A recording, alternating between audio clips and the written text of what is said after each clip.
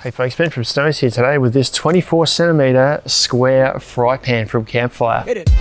It's a really simple cast iron fry pan with a folding handle and a ribbed base. Makes for cooking in your campsite really easy. This guy weighs about 1.5 kilos. Measurements are, well, they say it's a 24cm fry pan. It is 24 centimeters if you go this edge here up to this edge of where the cast iron finishes, and the same from this spout here to this side. But the actual square cooking surface at the top here is about 22 centimeters. It's got this folding handle. This is about 18 centimeters out this handle with a wooden insert in there. You can remove it. You've got to squeeze pretty hard in here for that handle to come off, but you don't really need to because it folds flat like that for storage anyway. There's ribs on the bottom here, so when you cook your meat, the fat sort of drains in underneath there and it cooks up on top, and then you've got this little pouring spout on the side so you can easily drain the meat off of the fry pan while there's still stuff on there.